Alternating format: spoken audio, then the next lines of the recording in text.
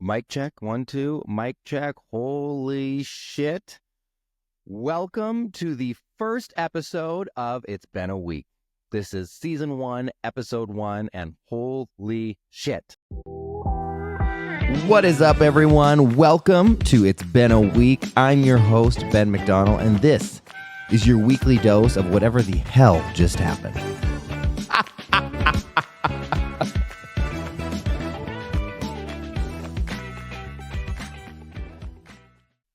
My biological father, he was very religious. The only Bible I own that's in my house was a gift from him. He passed away of cancer. I pushed him away like no other. The last thing I'm going to do is now go to my religious dad at his funeral, that his widowed wife, she came up to me and she said, I just want you to know, Mark knew that you were gay and he loved you. And holy shit, I'm going to cry on my own podcast. This is not supposed to happen. He just said that he knew and he loved me and accepted me. And at that point, it was too late. So, holy shit. Okay.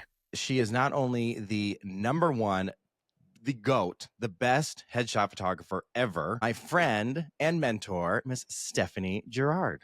Hello. Thank you. Thank you for having me. What's one bit of advice you can give anyone that's coming in? Probably the hardest advice you can hear, which is to walk in and prepare yourself to just accept yourself, that you're perfect at that moment, that wherever you are in your life, whatever's going on outside the studio doors, whatever 5 pounds you didn't lose, whatever exercise you did or didn't do, whatever facial it's you're there, you're meant to be there that day, and just accepting that who you are at that moment is enough.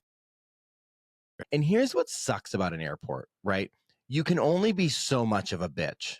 You can't be a total bitch, or you're going to get on like the no-fly list, or you're going to get in trouble. Like they know they have this power over you, which sucks because like the second you snap back at them, it's like, oh, you're a terrorist. I love to have a pre-landing cocktail. I have to give it to you in a plastic cup. And I'm like, totally fine. I get it. All good. So she comes up and she goes, I'll be taking that. Excuse me? She goes, I'll be taking that. And I said, well, I just got it. And she goes, I'll be taking that. And I'm like, okay, again with the fucking power trip. And I said, well, can I at least finish it? Nope. She's like holding her hand out in my face. So I looked her dead in the eyes and I chugged that drink as fast as I could. I just opened the back of my throat and let her down. And then I crunched it full of ice. And I said, here you go. You really did kind of create viral. Like you went viral before viral was a thing. I look back at it and I'm like, okay, we didn't have TikTok and Instagram. That was word of mouth. Yeah, it was crazy at the time too, because it was all new to me. I made muffins in 2005, and then I made shoes in early 2006, and they were like short films to me. The first one that just exploded. I think Kelly needs a reboot. Yeah, I would love that. I agree. And if Netflix, you're listening, I'm available. Tell me, when you say you do like being a clown on the side, like what does that entail? And is there like, do you have a certain personality with your clown? Because like when I think of clowns, I mean, I think of like horror movies. Yeah, that's exactly. Think that's right now. Our clown ambassadors seem to be the Pennywise and Art the Terrifier, and as a clown, I do have a little bit of a persona. It's a lot like this.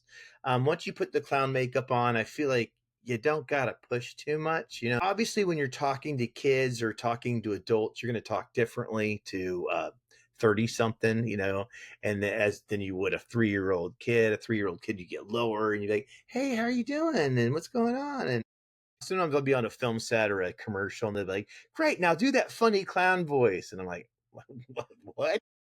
She's like, there is a giant bear underneath her deck. This bear is just sitting there looking at us. Now, looking back on this, I realize how stupid this was. But in the moment, I don't know, the bear's energy felt calm. He felt like, I don't know, friendly. We grew up with shows like Little Bear, the Berenstain Bears, Paddington. He was licking his lips. Then I like peek around the corner and now I've realized, I'm like, ooh, now I'm very, very close to this bear. As soon as I started to like call him, he charged me. Fun fact, I actually never officially came out. I never like had like an event or a moment or like a declaration of like, I'm Ben and I'm gay and I'm out. So I'm going to take this moment. This is going to be my official coming out moment. So for everyone who doesn't know, I'm Ben and I'm fucking gay. Around this time every year, I always post this meme on Facebook and on social media, and it says that Pride Month is important because there's people out there who think they're better off dead than being gay. Pride exists because the LGBT community for so long had to live in fear. LGBT community is 4 times more likely to attempt suicide. Pride is something that is meant to make people feel seen. It's meant to make people feel welcome and included, and that they are loved and that they are not alone. And that is a powerful thing. You can't trust everyone. I do not trust somebody that brushes their teeth in the shower. It's difficult because you brush your teeth and then you spit like down the drain, and then to rinse your mouth, you're like up to the shower head, which doesn't give like a solid stream of water. It's like a sprinkle. Yeah. No, I don't trust people who don't swear. No, I don't either. I don't trust people that are the same person to every single person. I also don't trust people who put like their left sock on and then their left shoe and then their right sock and then their right shoe. Like, who does that? You put both your socks on and you put both your shoes on. Yeah. Like, that's weird. What about people that have crop circles in their backyard? It takes a lot for me to get angry.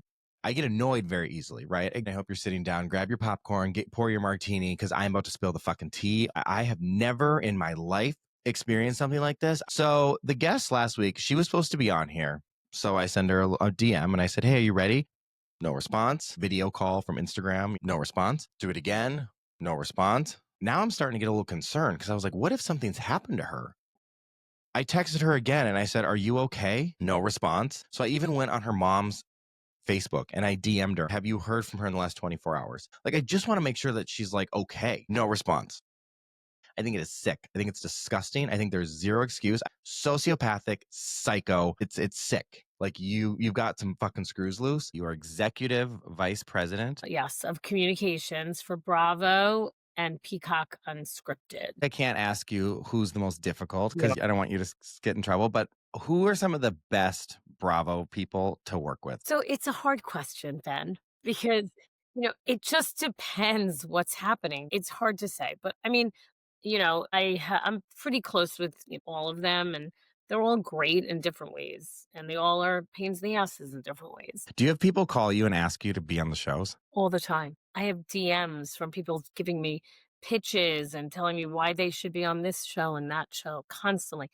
So if someone's like, I want to be a Real Housewife, like what do they do? Oh, I am wearing my Boy Scouts of America shirt for you today. I don't know what any of this means. I'm the den leader, and I think that's very apt for me. Do you know, I was in Boy Scouts. When do we get to the point where we get the cookies? And they were like, that's Girl Scouts. Yeah, they said we're going in the woods to tie fucking knots. Yeah, listen, you know, a lot of those Girl Scouts would fucking love to tie a knot in the bush. Do you know what I mean? Any girl who's that keen on wearing a uniform is going to have a pride march in her future. That's all I'm saying. Yeah, fuck the Thin Mints. I want to go in the bush. So we should have swapped. So you're wearing a Boy Scout outfit. I wish I had a little Girl Scout skirt. I mean, so do I, weirdly. I was pregnant and had a baby. Her name is Eden, and she's just the best. We had a really sick baby, and she ended up passing away after 9 days. All of a sudden, you're screaming through the children's hospital, somebody save my baby, while she's turning purple. You have to choose to pull the plug on your child. It doesn't make me feel sad to talk about it, just because it's something I think about every day. And it's what you do with the hurt and how you grow from the hurt, or what you choose to do with it. Right. But I have breath in my lungs, so what am I going to do with it? Like, don't waste it having to make the decision to like say like letting you go is more loving than like fighting for you to stay. Like, like how do you do that? So, but before that, like in the, hour or two before that, that's when I made my promise to her. I have been dying, like literally for years. I want to do ayahuasca. People who don't know what ayahuasca is, just give them like a brief explanation. Yeah, it's an ancient psychedelic brew, and they use a leaf and a vine. It has the essence of a grandmother that has teachings for you. It's a completely, organic, all organic, guys. Not everybody is called to do what I do for a living. Like, really, it's like, it's something that chose me to host these experiences. But I think that some people will sit one time and never sit again. And I think that's brilliant. Or never sit at all, but just do the work. When Sabrina was like really at its peak, I was at a restaurant with my boyfriend and I was literally mid-bite. Like I was about to put the fork in my mouth. And this little girl who couldn't have been more than 6 taps me on the shoulder, like right as I'm about to eat. And she goes, "Excuse me." And I'm like, "Uh-huh." Like I just put my food down. And she goes, "Can I take a picture with you?" And I go, "Yes, of course." So she puts her arm around me. And as her mother's taking the picture, she goes, "I never watch that show anymore." Yeah, you're 6. At what point did you go, "That cat is not real"? A writer, a director, a fucking lawyer, an actress, an acting coach, but most importantly, my friend Trisha LaFoch. Hi, Ben. Cunty with a dash of judge. You know what I'm saying? It depends on the day, how much breath work we did. You know what I'm saying? Like if we're having a good hair day. Give me a read. How's my acting? Tell the world how my acting is. I always have strong instincts to start off with, an idea of what you think the character is. You're always very concerned about what to wear, It's like you're very much of a save it guy. A Real Housewife of New Jersey and my friend, Miss Margaret Josephs. Oh my God, I'm so excited to be here on It's Been a Week. I bet she hates my guts, but she loves to write to me. This woman DMs me. And I can't block her because it's so comical. And if you saw poor Vera, poor Vera. She's the body. I don't even give a shit. She's the body of SpongeBob SquarePants. Been out in the sun too long, like been barbecued. Marge, your mouth moves funny. I fucking know it does. Of course my mouth moves funny. I'm so expressive. My plastic surgeon told me that also. I'm like, Vera. I was like, do you have a mirror, Vera? You know what I mean? This woman was like, oh my God. Like pubic hair was hanging outside the side of her bathing suit. I was crying. You guys, Laura is John Wayne's granddaughter. I know. You know what? My granddad was bigger than life, like the most amazing human being ever. But when I was growing up, he was just granddaddy. He was this amazing man named Granddaddy. And we'd go to his house and we'd watch movies and we'd play on his all fun equipment. And he was just amazing. But he was my granddaddy. And that's what my parents wanted us to know, that he was granddaddy. He had to pay because his tuition was going to run out because he was playing football. And now he hurt his shoulder, so he couldn't play football. And John Ford discovered him and said, "Wow, you look great on film." But the day I truly realized, oh boy, this is like way bigger than we thought, was the day he died. Wait, you worked in pathology? Yes. What is that even? What? So like anything that you have taken out of surgery or removed from your body or removed out of your body comes to pathology. Oh, like when people put stuff up inside of them? Obscene objects. So they take her up and do surgery, and it was a sweet potato. She inserted a sweet potato. Like in her Pikachu? Yeah. So she left this thing up inside of her long enough for roots to start growing into her body? Yeah. God, my stomach hurts so bad. And by the way, when you do the exam, you may or may not see produce in my vagina. So Hood County Christmas for Children. The year before last year, we had 1,300 kids. The year that number jumped 300 kids, we were at 1,600. They're probably going to remain about the same. Right. If not grow. Or go up, yeah. Something Something that we make sure every kid gets is like a toothbrush and toothpaste. They all get a blanket. There shouldn't be a single kid that's cold on Christmas morning. All the littles get pajamas. All of the kids get some kind of clothing, hoodies, jackets, things like that are big ones. 12 and under, they all get a book. We got a really good group of retired teachers and librarians that get together and collect books all year, maintain their dignity so they don't have to come in. They don't have to get out of their cars. We do it like a drive-through, and they just come through as a drive-through, and they pull around to the front of the gym, and we load it all up for them. They never even have to get out. A lot of these kids, that's one of their requests every year is for new bedding. So now we do 300 or 400 sets of bedding every year too. I remember, and we went to Disney when they were younger. I think she was maybe 6 years old. And there was another family walking by us, and they were not of our nationality at all, did not look anything like us. And she looked at the little girl in the stroller and looked at us and said, "She looks just like me. She has what I have." And the little girl had Down syndrome. And I think we all just stopped, paused, and had tears in our eyes. Here's my issue. People bringing their children to the gym. The gym is not a daycare center. The gym is somewhere where people are going to work out. Like, and there's all these kids back there just sitting on their iPads. And it's like, what is happening? Moms that bring like 3 children plus strollers. This gym is not that big. If you can afford to have 3 or 4 kids, actually, this day and age, you can afford to get a sitter. So the other day, they plant their kids right in front of us. And I mean like 3 feet in front of us. And I'm sitting here swinging a 50-pound kettlebell. It's like you're swinging like a brick. And I'm like, if this 50-pound thing goes flying out of my hands into these kids' faces, like they would die. This is not safe. This is not okay. Everyone was concerned about this except for the parents. The parents are sitting there like, what? Like, are you joking? So holidays are coming up.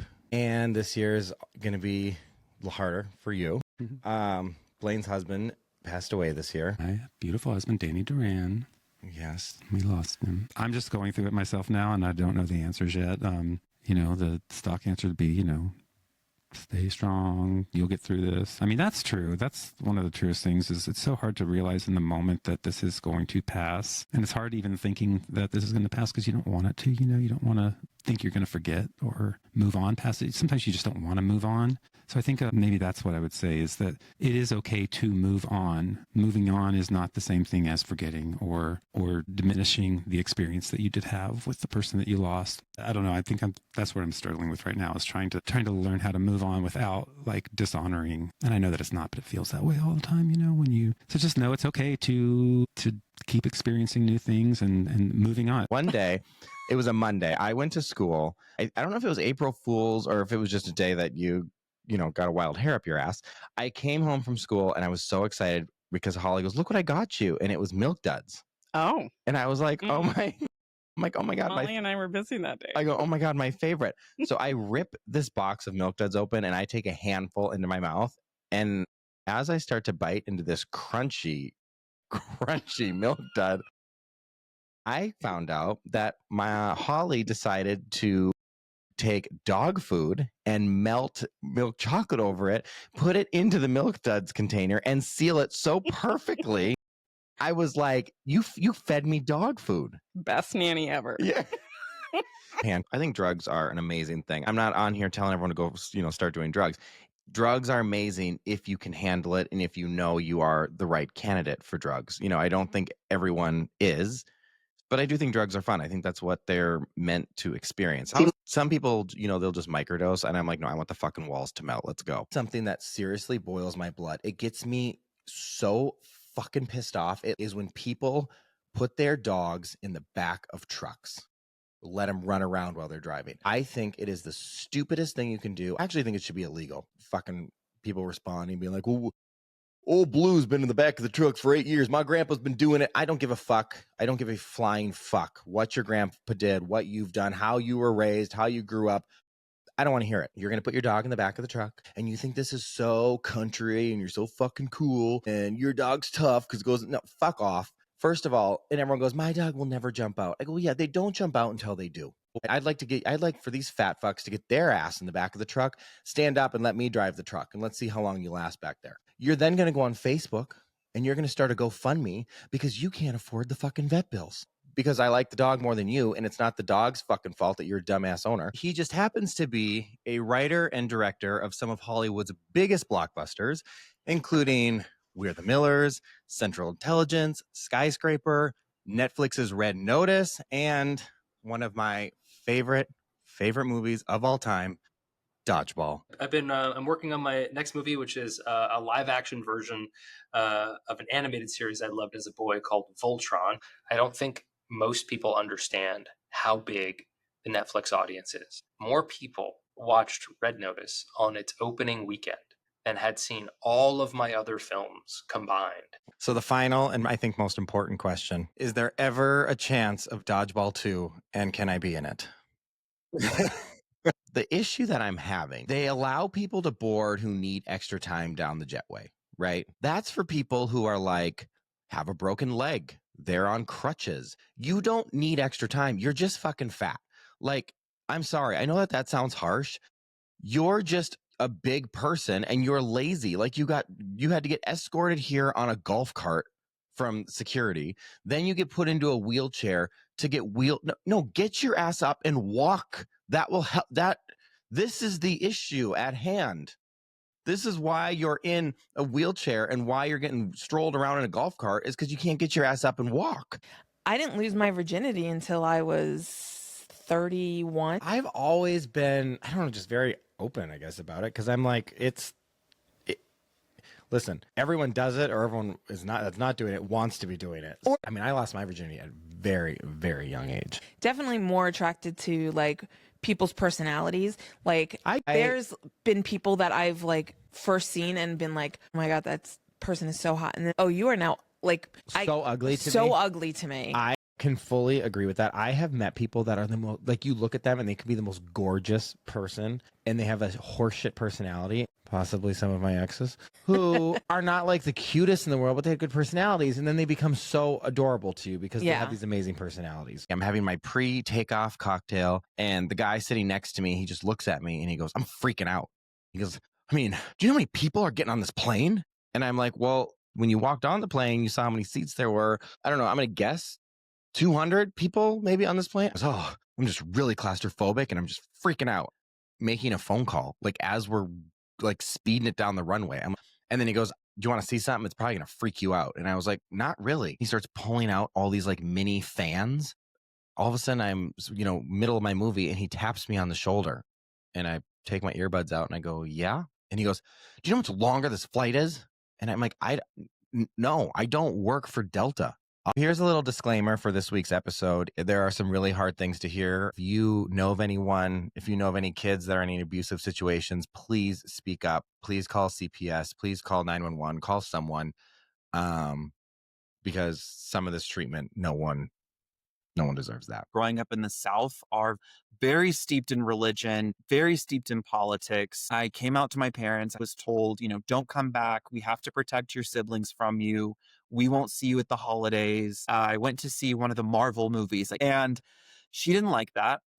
And so she baked poop from my dog into brownies to teach me a lesson. CPS has unfortunately been involved more than once, but now my siblings are subjected to all of this. They're very isolated. They're not getting into town. They're not going to school. They're doing a home church. They're just like, so what do they do all day at home? They do a lot of chores for my mom. She sees that as character building. Sounds more like slavery. Anxiety is the feeling you get the morning after drinking, and it's when your hangover and your anxiety collide. I suffer from this so bad. I literally feel like everybody hates me. And I don't know why that happens, because vodka is like one of my best friends. I love that feeling when you first take a sip of a cocktail, which I can handle a lot of alcohol. And I'm not sure if that's like something to brag about. The drunker I get, it's usually the more fun I get. I don't really have a filter when I'm sober, so the filter definitely is not there when I'm drunk. But this feeling, does anyone else, reach out to me, DM me if you also get this feeling, because it is awful. I've never seen a criminal in a wheelchair in prison. Yeah, can you go to prison in a wheelchair? Yeah, do you get like an automatic, like, you don't have to go to prison if you're in a wheelchair? Do they have ramps? Like, how would you get into your cell? What is it? Is it ADA compliant? How do you get over the bar into your cell? Yeah. Do you automatically get the bottom bunk? What if they assigned you what if they assigned you the top bunk? Giant fucking bear, and then you're in a wheelchair and you're like, well, shit. They're like, well, you better work on that upper body strength. I think you actually even sort of saved the day, because my ex-mother-in-law was being completely horrible. Well, I told her she's a fucking bitch. And she was just had this nasty look. And of course, I probably had a few martinis in me at that point. But I just went up to her and I said, you're a bitch. And I go, and that's why no one likes you. It was true. And I go, and here's the deal. It's not too late to turn that around. So I said, if you just quit being such an angry person, people will like you more, because you're a raging bitch. And she looked at me and she was like, you're right. And I think she like changed her whole attitude. And I think I even danced with her that night. Yeah, no, I think you did. You would think for a workout, but everybody's there for something a little bit different. And like you said, they're there for something that's unique to their experience. I used to try to explain it to people, because it's like, if you get it, you get it. Like if you're a Soul Cycle person, you get it. But people who don't do it, they're like, You do what? You're spending all this money. You're spending all this time. I would get up at 7 a.m. and it's like you're going to a nightclub, you're going to church, you're going to therapy, you're going to a dance club, you're doing all, and you're getting a workout all wrapped into one. That once people, because I've had a very similar, you know, experience having to explain it to people, and then just like come try it, like just try it, you know, like, and usually it's people who are the most cynical about it that end up liking it the most, which is really cool. You know? So ChatGPT is basically an AI language model, which means I'm designed to understand and generate human-like text based on the input I get. And it's like having a conversation with a really knowledgeable friend who's read a lot of books and articles. So is there an opportunity, or is there going to be a time when AI is going to start to develop, you know, feelings and emotions? We've all seen movies when AI takes over, like iRobot and all these things. So what do you think about that? That's definitely a theme that pops up a lot in science fiction, and it does raise some important questions about how we develop and use AI. In reality, researchers and developers are very focused on creating AI that is safe, ethical, and beneficial for society. Fun fact, you know, I just recently learned that the price of gas changes from gas station to gas station. Yeah, I'm very well aware. Why don't you tell everyone why you thought gas was the same price everywhere you go? Listen, I thought like it doesn't matter where you go. Like gas is gas. Like that's the price. So I was like, just go to every fucking one. It's all the same. When I grew up, we had a gas pump at our house. So we would just go, we were at the house. We would just fill up with gas. Like it was no big deal. So like I wasn't taught properly to go to the correct gas station. I have to say, I'm extremely disappointed that you're not doing this with your shirt off. For everyone who doesn't know, Brandon is my personal trainer. Have you ever fucked any clients? What? Have you ever fucked any of your clients? My favorite quote of all time. Don't let someone who gave up on their dreams talk you out of yours. You are the sum of the 5 closest people around you. Yes. Who are your 5 closest people? Because there's been times in my life I've had to reevaluate the 5 closest people, because you become, whether you want to believe it or not, the 5 closest people in your life, you become them. I also don't like to be the smartest person in my group. I surround myself with very high bandwidth people, and it makes you want to level up. You were fine, but you were really hard to keep busy. So I had to have like 8 kids at my house at all times you wore them out. Oh, let's not forget. Then you had a whistle and you made them do laps in the backyard for a piece of pizza. Oh, that was bad. I was like, they would come over, and I don't know why the fuck they kept coming over. I don't either. Because I was like, who wants to play track and field? I'll be the gym coach and you guys are the students. And I would make them run laps and do push-ups and do all this shit to get food. And I'm like, what? I would have told them to fuck right off. Have you guys heard of these labubus? A labubu. Do you know what that is? It's these little dolls that people are using as like bag charms, and you hang them on your purse and shit like that. So AJ was obsessed. I wasn't even drunk. I somehow got suckered into then, like, I got a labubu. Why the fuck do I need a labubu? It is the stupidest thing. I was so embarrassed that I got it. And then I got it in an outfit. And it's just humiliating. And I don't really understand why everyone is freaking out about these labubus. I am obsessed with Labubu. Labubu, Labubu. I wanted one of these things so bad. I feel like I wanted it before other people knew what it was. Give me my Labubu. Yeah, see, he needs to have his Labubu now with his costume. He even has a costume. Look how cute my Labubus are. So cute. That's kind of like when people text me and they say, hey, what are you doing tomorrow? Don't trick me into that. Don't say, what are you doing tomorrow? Tell me what you want. So when people do send me that text, like, what are you doing tomorrow? I usually will respond with, it depends why you're asking, because that's the honest truth. People's inability to respond to a text message. No one is too busy to not respond. No one. Some dude stuck something up his ass. Yeah. So, which is more common than you would believe. I can imagine. Like if you make a homemade dildo, attach a pull cord to it so you can get it out. 7 or 8 inches? Yeah, not 9. Yeah, okay-ish. I mean, okay, we won't get into that discussion. Does insurance cover that? I don't know. Like, stuck homemade dildo up my ass and lost it. Again. I mean, the root problem is failure to attach a tether cord. That's the key lesson. I think some of the best advice I got was Caroline Ray. She told me, she's like, you know, I swear a lot. Oh. And she was like, your swearing is a crutch. She's like, you're so funny. She goes, you don't need to throw the F-bomb in there to make your joke funny. She goes, it's actually funnier when you take it out. And I was like, what? A cry? And I'm like, but then I went back and listened to that first episode, and I'm throwing the F-bomb every other word. And I was also like, I don't want to say nervous, but you're like trying to fill, you're trying to find an identity. The impact that this podcast has had, I think, is something that people don't realize. And like, whether that's on an individual level and it opening someone's perspective, I really do think that you've opened people's minds and perspectives. And, that's something that I'm very passionate about. And you've created impact and you've personally grown. We have done a full year of podcast episodes. I have not missed one single week for this whole year. Every Tuesday, there has been an episode. And let me tell you, there are weeks where it was tough. There were weeks where I maybe didn't feel like doing this. There were weeks where I didn't know what to talk about. There were weeks where I was like, why am I doing this? There was weeks when I was like, is anyone listening? All the things. All right, everyone. Thank you for joining me on this journey of It's Been a Week for a full year. I will see you next Tuesday.